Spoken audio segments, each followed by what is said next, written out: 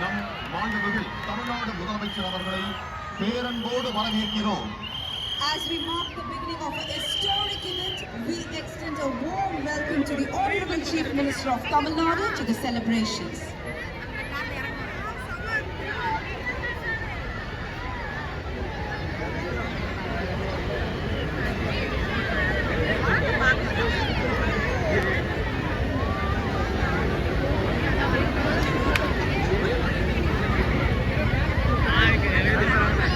பேரன்பினால் தேர்ந்தெடுக்கப்பட்ட ஒரு வரலாற்று சிறப்புமிக்க நிகழ்வின் தொடக்கம் இது. சுதந்திர தின விழாவிற்கு வருகை புரிந்துள்ள மாண்புமிகு தமிழ்நாடு அரசின் மதிப்புக்குரிய தலைமைச் செயலாளர் அவர்கள் மாண்புமிகு தமிழ்நாடு முதலமைச்சர் அவர்களை வரவேற்கிறார்கள். அதனைத் தொடர்ந்து முப்படை அதிகாரிகள் மற்றும் காவல்துறை உயர் அதிகாரிகளை மாண்புமிகு தமிழ்நாடு முதலமைச்சர் அவர்களுக்கு தலைமைச் செயலாளர் அவர்கள் அறிமுகம் செய்து வைக்கிறார்கள். Lieutenant general V Srihari AVSM SAS கூட்டுக்குழல் இசைக்குழுவினரால் நாட்டுப்பண் இசைக்கப்படும். அனைவரும் எழுந்து நிற்குமாறு பணிவன்புடன் கேட்டுக்கொள்கிறோம். May we kindly request all our dignitaries to rise for the national anthem.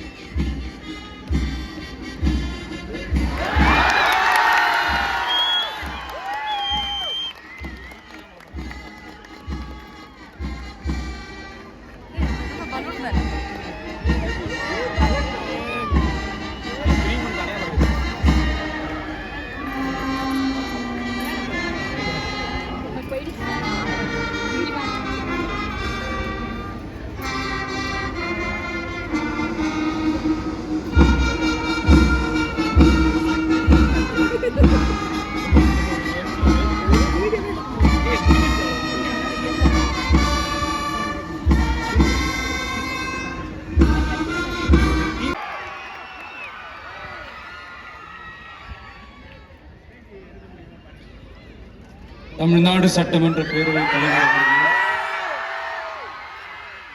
மாண்புமிகு அமைச்சர்கள், நீதி அரசர்கள், MLAs, MPs, உள்ளாட்சி பிரதிநிதிகள், தலைமை செயலாளர் உள்ளிட்ட அரசு அதிகாரிகள்,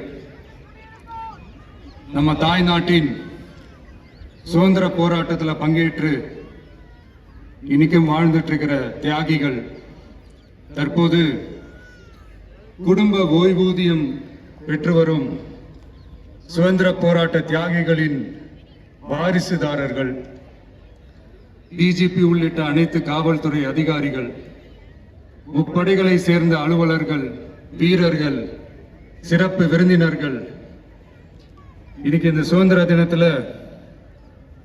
கோட்டையில கொடியேற்றுறத பார்க்க வந்திருக்கிற பொதுமக்களுக்கும், இந்த சுதந்திர தினத்தை கொண்டாடிக்கிட்டு இருக்கிற என் நெஞ்சில் குடியிருக்கும் மக்களுக்கும், மாணவ மாணவிகளுக்கும் அனைவருக்கும் என்னுடைய சுதந்திர தின நல்வாழ்த்துக்கள், என்னுடைய வணக்கத்தையும் தெரிவிச்சுக்கிறேன். தங்களுடைய உயிரை, உடமைய, வாழ்க்கைய எல்லாம் இழந்துட்டு நமக்காக சுதந்திரம் வாங்கி கொடுத்த நம்ம சுதந்திர போராட்ட தியாகிகள், அதுல பிரபலமானவர்கள் மற்றும் பேர் தெரியாதவங்க அப்படின்னு இருந்தாலும் அவங்க எல்லாருக்கும், ஏன் அவங்க ஒவ்வொருத்தருக்கும் தனிப்பட்ட முறையில என்னுடைய வீர வணக்கங்கள்.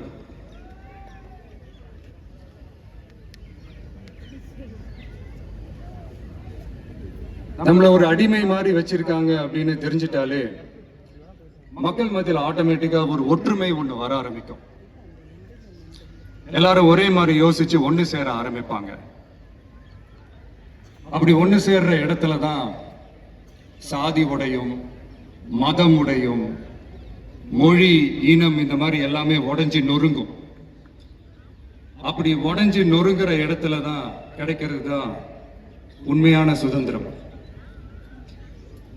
அதுதான் நம்ம மகாத்மா காந்திஜி அவர்கள் அவங்களுடைய தலைமையில் 1947 இதே இந்த ஆகஸ்ட் 15ஆம் தேதி நமக்கு அந்த சுதந்திரம் கிடைச்சது. இன்னைக்கு நம்ம எல்லாரும் அந்த சுதந்திரத்தை கெட்டியா பிடிச்சிக்கிட்டு படிப்படியா டெவலப் ஆகி வந்துகிட்டே இருக்கிறோம். அந்த டெவலப்மெண்ட்ஸை அடுத்தடுத்த கட்டத்துக்கு கொண்டு போக வேண்டியது நம்ம எல்லாருடைய ஒரு கடமையும் கூட. இந்த நேரத்தில் நம்ம தமிழ்நாட்டை லஞ்சத்திலிருந்து ஊழல்லேருந்து காப்பாத்துறதும் ஒரு மிகப்பெரிய ஒரு விடுதலைக்கு சமமான ஒரு விஷயம்தான். அதை நோக்கி தான் நம்ம அரசும் செயல்பட்டுக்கிட்டு வந்துகிட்டு இருக்கு.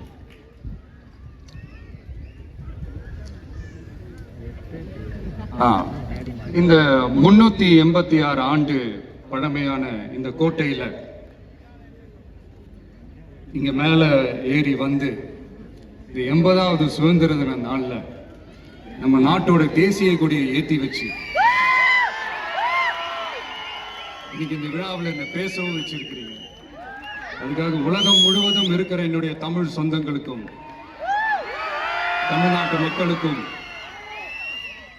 ஜென்சி இளம் சிங்கப்படை தோழர்களுக்கும் என்னுடைய மனமார்ந்த நன்றியை தெரிவிச்சுக்கிறேன். பிறப்புக்கும் எல்லா உயிருக்கும் அப்படின்ற ஒரு மிகப்பெரிய ஒரு கோட்பாட்டை அடிப்படையாக வச்சுதான் நம்ம தமிழ்நாட்டை லஞ்ச லாவண்யமற்ற போதைப் பொருள் கலாச்சாரம் இல்லாத பெண்கள் பாதுகாப்பு சமூக நீதி அடிப்படையில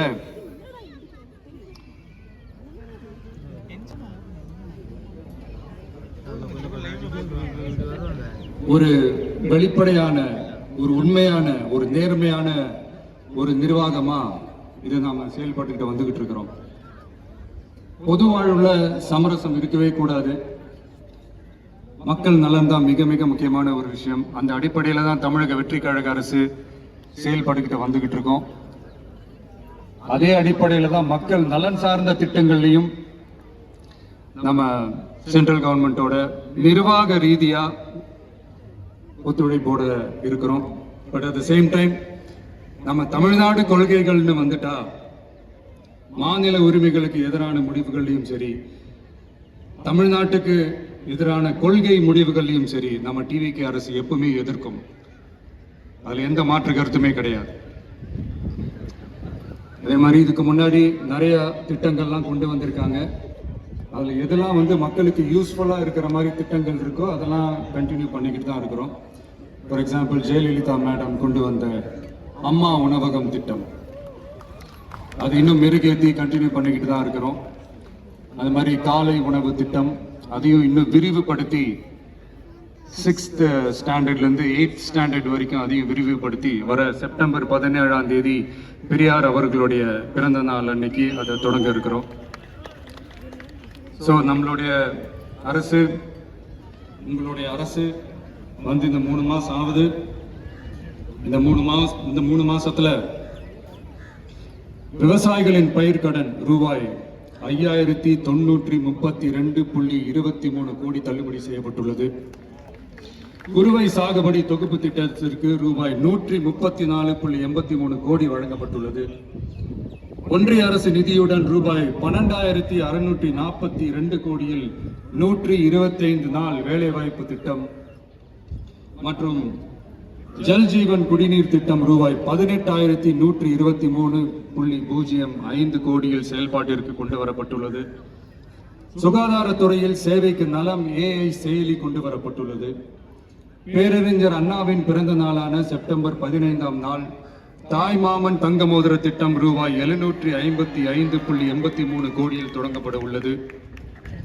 மக்களின் போக்குவரத்திற்கு ரூபாய் 127.21 கோடியில் 300 புதிய பஸ்கள் வழங்கப்பட்டுள்ளது. தமிழ்நாட்டில் மது பழக்கத்தை குறைத்திடும் வகையில் முதற்கட்டமாக 717 டாஸ்மாக் கடைகள் மூடப்பட்டுள்ளன. வெளிப்படையான நிர்வாகத்திற்காக நவீன தொழில்நுட்பத்தை பயன்படுத்தி கணினி மயமாக்கப்பட்ட நிர்வாகம் செயல்பாட்டில் உள்ளது. முன்னெப்போதும் இல்லாத ஆளில்லா பத்திரப்பதிவு செயல்பாட்டிற்கு கொண்டு வரப்பட உள்ளது. கோயில் நிலங்கள் கணக்கெடுக்கப்பட்டு அனைவருக்கும் தெரியுமாறு ஆன்லைனில் ஏற்றப்படுகிறது. வருவாய்த்துறையில் அனைத்து சான்றிதழ்களும் 15 தினங்களுக்குள் வழங்கப்படுகிறது. லஞ்சம் வாங்குவதை புகார் செய்ய புதிய வாட்ஸ்அப் எண் அறிவிக்கப்பட்டுள்ளது. அரசின் வருமானம் தனிநபருக்கு செல்வது தடுக்கப்பட்டுள்ளது. அனைத்து துறைகளிலும் லஞ்சம் ஊழல் ஒழிக்க தொடர் நடவடிக்கை எடுக்கப்பட்டு வருகிறது. கனிம பயன்பாடு முறைப்படுத்தப்பட்டு நவீன தொழில்நுட்ப உதவியுடன் விநியோகிக்கப்படுகிறது. சட்டம் ஒழுங்கு தீவிரமாக கண்காணிக்கப்பட்டு பராமரிக்கப்பட்டு வருகிறது. ஜூன் மாதம் 29, 30ஆம் தேதியில் நடந்த மாவட்ட ஆட்சியர் மற்றும் காவல் கண்காணிப்பாளர் மாநாட்டில் சட்டம் ஒழுங்கு பிரச்சனையில கடுமையான நடவடிக்கை எடுக்க உத்தரவு போட்டிருக்கிறோம். அரசு அலுவலகங்கள் காவல் நிலையங்களும் மக்களுக்கான சேவை மையங்களாக மாறணும்னு வலியுறுத்தி இருக்கிறோம். அது மட்டும் இல்லாம கவர்மெண்ட் ஆபீஸுக்கு வர்ற மக்களுக்கு அவங்க குறைகளை தீர்க்கிறதுக்கும் தேவையான தகவல்களை பெறுவதற்கும் நலத்திட்ட உதவிகள் பெற கவர்மெண்ட் ஆபீஸை தேடி வர்றப்போ அவர்கள் மிகவும் கண்ணியமாக நடத்தப்படணும். மக்களை கனிவா அன்பா நடத்தணும்னு சொல்லி இருக்கிறோம். மக்களை அலைய விடக்கூடாது. கோரிக்கைகளை நல்லபடியா ஆராய்ஞ்சு சரியான வழியில தீர்வை தர சொல்லி இருக்கிறோம். சுதந்திர போராட்ட தியாகிகள் தங்கள் உயிரை தியாகம் செஞ்சு கிடைச்ச சுதந்திரம் மிக சிலருக்கான சுதந்திரமா மட்டும் இல்லாம ஒவ்வொரு இந்திய குடிமகனுக்கும் சுய மரியாதை, சம உரிமை, சம வாய்ப்பு மற்றும் கண்ணியமான வாழ்க்கையை வழங்கும் உண்மையான மக்கள் சுதந்திரமா இருக்கணுங்கிறதே எல்லாரோட மிகப்பெரிய எதிர்பார்ப்பா இருக்கு. அதை நிறைவேற்றுற பொறுப்பும் நம்மளோடது தான். தமிழ்நாட்டு மக்களோட இணைஞ்சு தமிழகத்தை இந்தியாவின் முன்மாதிரி மாநிலமாகவும் உலக அளவில் வளர்ந்த நாடுகளுக்கு இணையா தமிழ்நாட்டு பொருளாதாரத்தை 2036 ஆண்டுக்குள் $1.5 trillion உயர்த்திட நாம உறுதியேற்போம். மக்களே, எல்லாரும் ஓட்டு போட்டுட்டோம். உங்க அண்ணனை, உங்க தம்பிய, உங்க பிள்ளைய எல்லாரும் ஜெயிக்க வச்சு முதலமைச்சரா ஆக்கிட்டோம். அதனால நம்ம கடமையெல்லாம் முடிஞ்சிருச்சுன்னு சொல்லி யாரும் ஒதுங்கி போயிடாதீங்க. இனிமேதான் நீங்க நம்மளோடவே கூடவே இருக்கணும். உறுதியா நம்ம அரசோடவே கூட இருக்கணும். அப்பதான் உங்களுக்காக இருக்கிற எல்லா நல்ல திட்டங்களையும் என்னால செயல்படுத்த முடியும். 8 கோடி பேரோட அந்த பிரதிநிதி தான் முதலமைச்சர் பதவின்னு சொல்லுவாங்க. அதனாலதான் சொல்றேன், மக்கள் தான் ஆட்சியாளர்கள். இங்க நானு எல்லாருமே, அங்க இருக்கிறவங்க எல்லாருமே மக்களோட சர்வன்ஸ். அப்படிதான் நான் அதை பார்க்கிறேன். வாங்க எல்லாருமா சேர்ந்து நம்ம கடமையை சேர்ந்து செய்வோம்.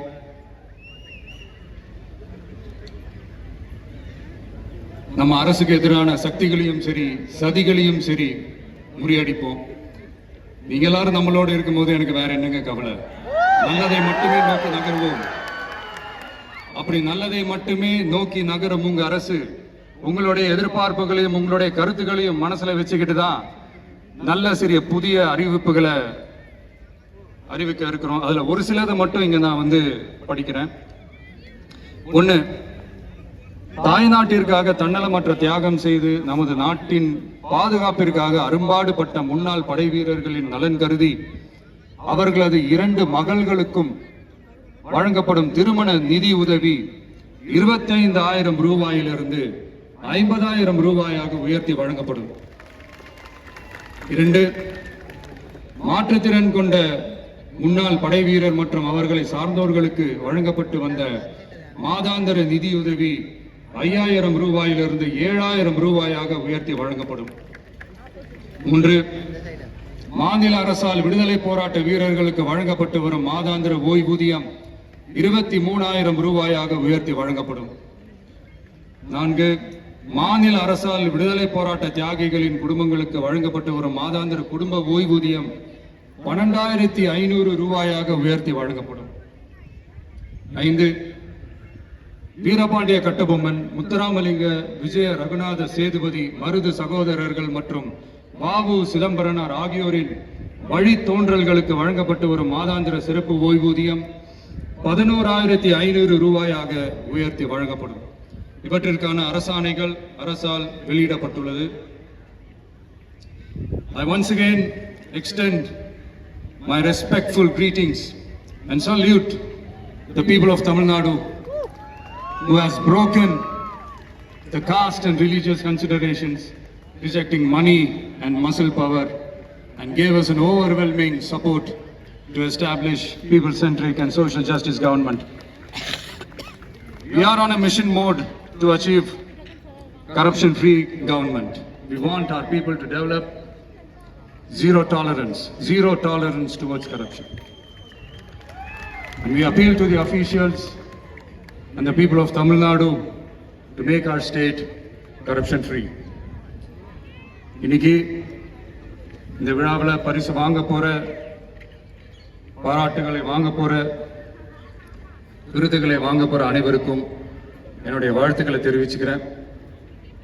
இந்த விழாவை ரொம்ப அழகா ஏற்பாடு செஞ்ச பொதுத்துறை செயலாளர் அவர்களோட சேர்ந்து அலுவலர்களுக்கும், காலையிலேயே இந்த பிராக்டிஸ் பண்ணி சிறப்பான பரேட் நடத்திய காவல்துறை நண்பர்களுக்கும், இந்த விழாவை ரொம்ப பாதுகாப்பாக நடத்திய காவல்துறை அதிகாரிகளுக்கும், ஊடகத்துறை நண்பர்களுக்கும், சமூக ஊடகத்துறை நண்பர்களுக்கும் என்னுடைய மனமார்ந்த நன்றியை தெரிவிச்சுக்கிறேன். கான்ஃபிடண்டா இருங்க. மீண்டும் சந்திக்கும் வரை நன்றி, வணக்கம்.